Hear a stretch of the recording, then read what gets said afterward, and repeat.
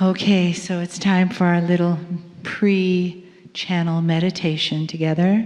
You're already in such a beautiful state of being. Should be just like a little baby dropping into your heart center and feeling the awareness of love in the room. And I invite you to, again, place your hand on your heart and feel the beautiful friend in your chest, the warmth that is there, the love that we share together, that Spirit shares with us as part of our divine legacy here on the planet. We come into this beautiful human vessel to have these experiences, male, female, young and old, all one family of light, all together to lift each other up, to bring awareness to our own beings and the beings around us who are family. Breathe into your heart. Feel that gratitude in that place in your chest. And feel it around you in this family in the room that you have spent the weekend with. That has become a part of you. Become a part of your personal light grid, your family grid. And we take each one of you home with us and to the next place with us. We take the love and we leave the love with you. And we leave the wisdom from the teachings. And we leave the honoring from the entourage of Kryon. And we leave the message of light and love to all. Greetings, dear ones. I'm Kryon of Magnetic Service. Channeling is interesting. There are those who do not believe it is possible. And there are those who hang on every word. And the difference is the coherence that they feel between the information, the system of channeling, and their own consciousness. It's human to doubt things. It's humans to decipher. It's humans to be careful. Human nature would support all of this as you know it. Dear ones, there's going to come a time on this planet, literally, where this kind of thing or similar things will be intuitively accepted. And the reason for this is that there will be an energy felt. Not a strange energies, not anything that is supernatural. When I say energy, it's a sensory perception. Have you ever gone to a theater and sat next to a person and moved? Because you felt perhaps they were unbalanced or they were ill. And yet they didn't give any indication at all. You sensed it. Because that which is in your Merkaba senses theirs. And that's what I'm talking about. A time when the things that are being talked about today, in all their strangeness or newness or esotericness, will literally be accepted. Second nature. And that's going to require a human being who senses the dimensionality above them. Acknowledgement that 3 dimensions is living. It's going to the store. It's caring for your children. And that's just one facet of life. The acknowledgement that another dimension is there also, and that every single human participates in all of them. Understood. Not just second nature, but innate to you. It starts now. In this shift, the basic teaching for all of you has begun. It begins slowly with those who will listen, with old souls who are already willing to awaken to this newness. The idea that perhaps light is starting to invade that place where there used to be none. A concept that has been taught forever but has to be owned for the first time. The concept is that what you think creates your reality. A concept that goes against all of your teaching, both spiritual and academic. A concept that says that you can change that which is around you because you are in charge of yourself. The old souls are perfect for this. That's who sits in front of me. That's who listens. Because an old soul has been through this at some levels already. You've made some decisions that would bring you to the chair to hear this channeling. And that particular first and second step to the acknowledgement that this is real has already been done. But dear ones, we're talking about those who are not here and not listening and would never sit in a chair in a place like this. Who would laugh and scoff at the idea that a human being could sit and give information from that place which is multidimensional, a place which almost everyone acknowledges on the planet, the other side of the veil, God, Spirit. You acknowledge it, but it's separate from you. And so the real difference between that and what is coming is an acknowledgement that it's not separate from you. Now you know that, listening, it's not separate. But how much of that do you practice and do you believe? The ultra uber spiritual human being has a habit of worship only on a day a week. And you live your life one way, and that day is precious and sacred, and you go and change your clothes, how you think, how you act, how you perceive things, and you kneel, and you pray, and you bow. This is the mode. This is the habit. This is the paradigm you see and have always seen for spiritual things. Even those who pray daily and regularly, even hourly, you still are separating yourself from God before you pray, after you pray, when you're not praying.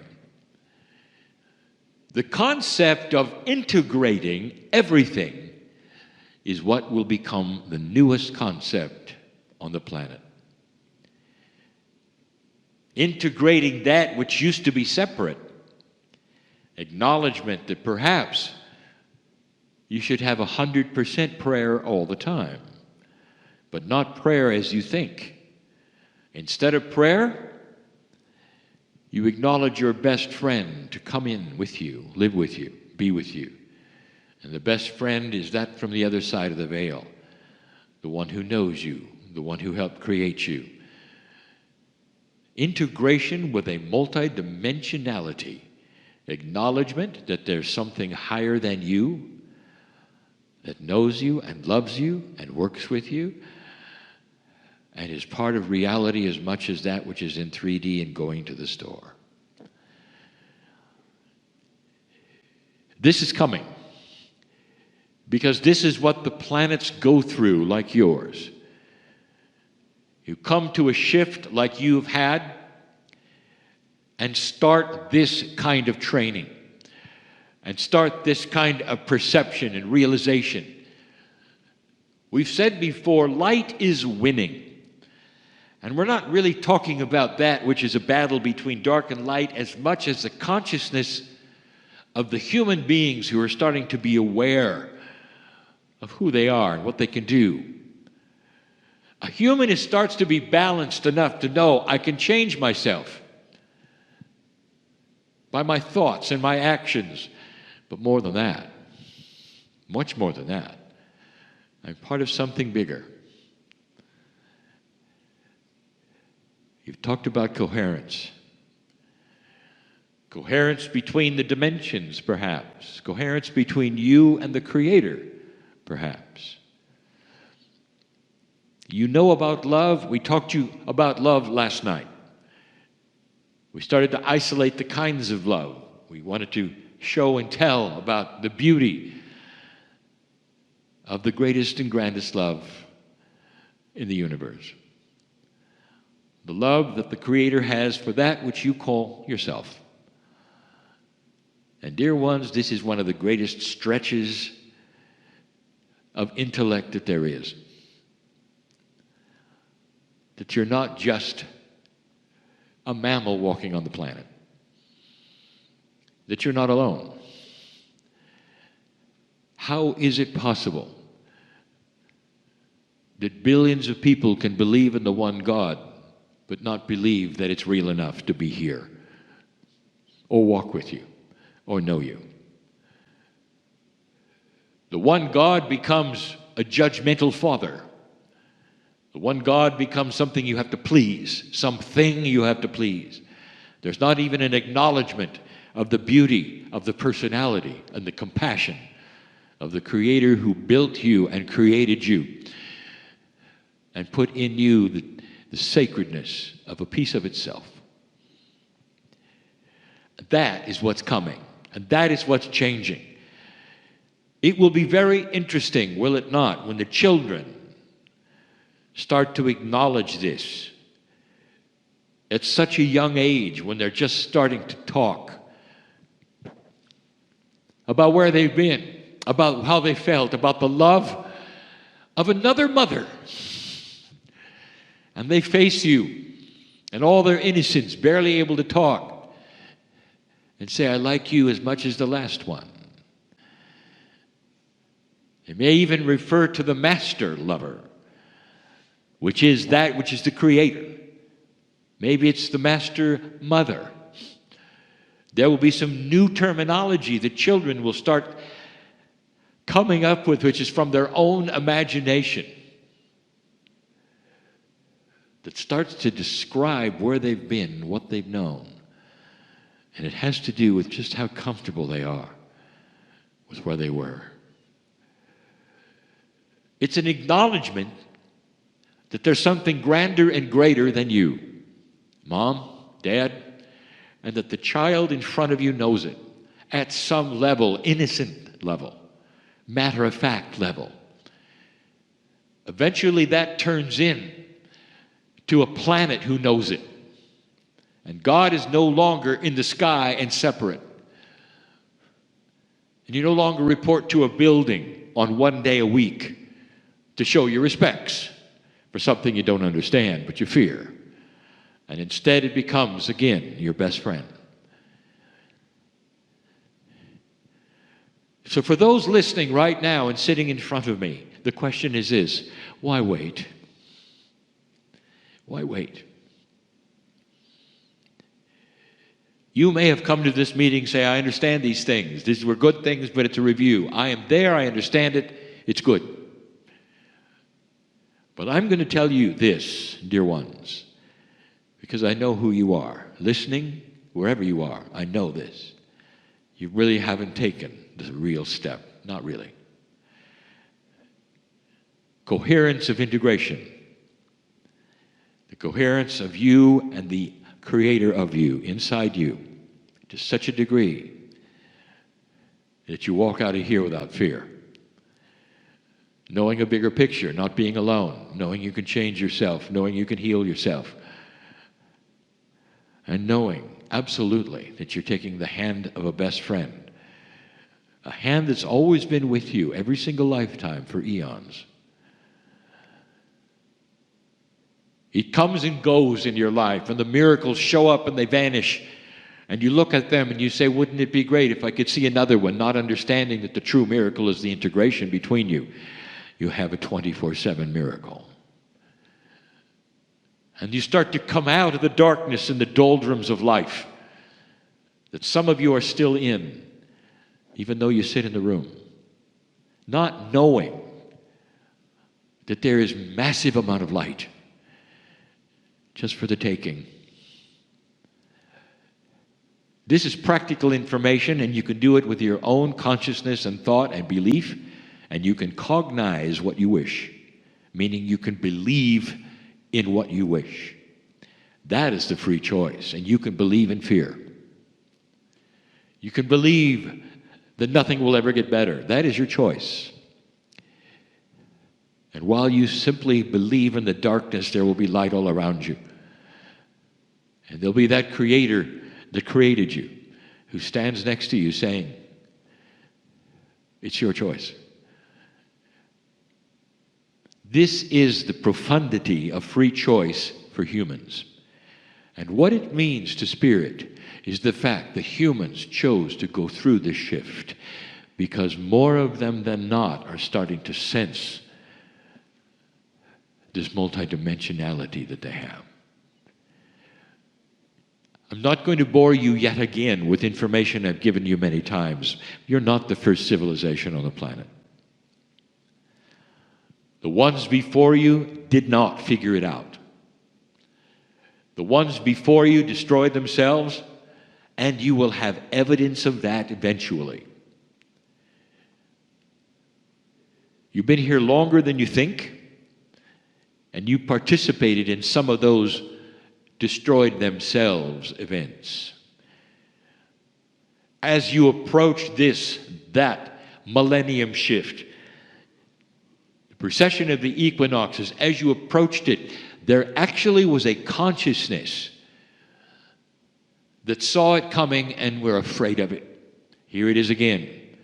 It's not going to work this time, just like it didn't work last time. And regarding the channels and all the things, it didn't matter, because the fear and the remembrance of what you did before was greater than the light that accompanied it with good news. And only since you went through it did you start to believe, perhaps, that this planet could carry something that it never carried before, a maturity, a growth, an evolution of consciousness. And now you start to see things you never saw before. Groups of people measuring consciousness. Science, which is interested in detecting consciousness and defining it. Science that is starting to then combine it with physics and say it has to be a player with physics because it affects physics. That's new. It's just the beginning, but you see it in this group, in this conference, in this place today. You saw it. Ways of measuring the coherence between individuals, or perhaps the coherence inside a human being, how happy they are with themselves. So let me tell you where that's going. Turn the page. When my partner was very young, he went to a meeting that he'll never forget. One in Los Angeles. He was taken there by his church. 6,000 people were in a large auditorium to see one person. There was a lot of excitement about that one person because that woman was known to be a healer. but not just a healer. The one woman was known to be able to perform miracles on a regular schedule. Wheelchairs were lined up to come inside for those to be healed. The woman was so certain of what was going to happen that she'd invited doctors from the area to be on stage and check out the ones that would be healed. A hush came over the audience, and finally it was ready to begin. And after a short message that seemed to be actually incoherent, she began the process, and one by one, people would come up who were selected randomly. There was just too many to service all at once. And one by one, the audience got to experience miracles. My partner had brought with him in his car a crippled woman that the church knew all about. He knew all about, knew her name, knew her condition, and watched her actually become crippled through the years. She was one of the ones selected. She came in her wheelchair and approached the woman who had aides around her who helped facilitate the energy that was taking place. The audience of 6,000 people was so hushed you could hear a pin drop. You couldn't hear anybody breathe. But what you could hear, and it was beginning to spread around the group, was sobbing. People were crying at the beauty of what they were witnessing in that place with all those people. The woman touched the cripple, the one that my partner had brought in his car with the adults. And she got up out of the chair.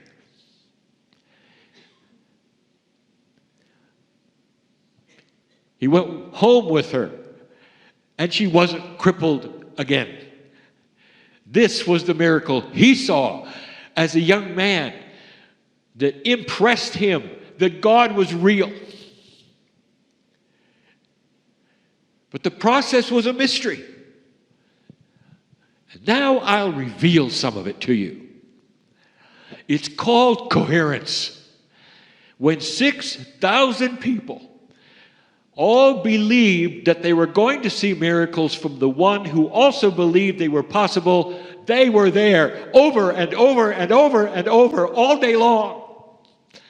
Children walked when they didn't walk. People saw that didn't see. And my partner never spoke about it because it was from the church, and he wasn't part of that when he started channeling. But now he sees what he's part of is the humanism that created it.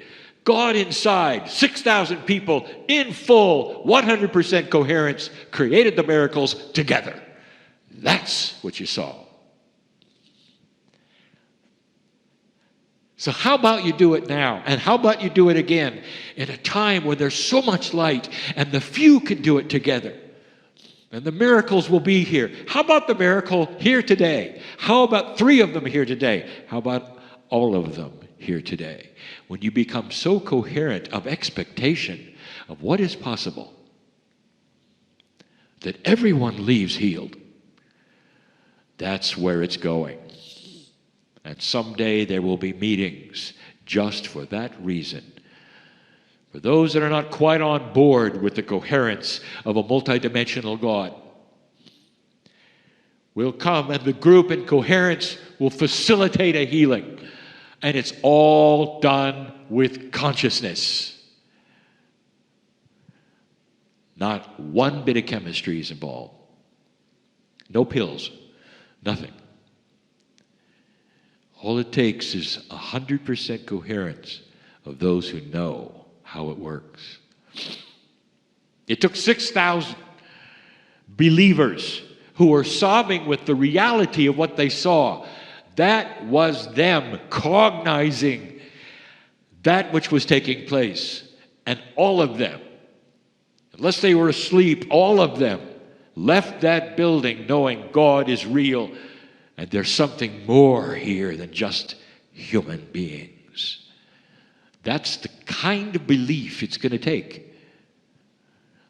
Without the sobbing. You know it before you get there. You expect it. And it's not going to be with one healer. It's going to happen in a togetherness of cognization, in a system you haven't even seen yet. A system of healing that groups will do with groups. You'll be able to do it in long distance. It's going to sweep the planet when it starts. It's going to turn everything upside down with everything you've been told is God. And it will accelerate a beautiful system. It will not eliminate systems, dear ones. It's going to enhance them. Do you hear that? It's a win-win for religion. For religion is truly on board with the love of God. And all they will do is to then work it into what they already believe and enhance it and see that it's available for all the other religions. You'll have them meld together in cooperation. There'll be a coherence of love.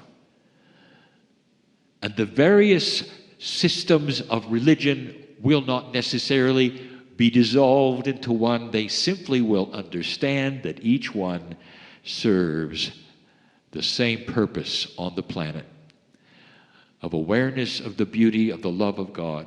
They can keep much of what they believe. They simply rearrange it in a way that is beautiful. It enhances it, doesn't tear it down, doesn't eliminate it. This is the maturity and the wisdom of what's coming. Different than you think. Because of the coherence that you saw today on the screen that is possible even with one human being. This is where it begins. The story is real. My partner didn't expect it ever to be told. Not like this. But when you start looking at where coherence is going and the study and the science of it and what is possible with humanity, I had to tell you what's possible with humanity. I've seen it before. Other worlds have gone through it. And it's not going to be quick. But I just gave you a sneak peek today of what is possible with consciousness and what may be next for you if you choose that with free choice of each of the human hearts in the room. Why not now? What are you going to do with the information? And is it valid? That's the basic choice you have. Do you leave, have a nice meal, and forget it? Or do you leave differently than you came, so differently, that you will someday point to this meeting and this is where I realized it. This is where it made sense. This is where I took the hand of the God inside that I really didn't understand was there. You'll remember it all your life if that's you. It's a good day for coherence. And so it is.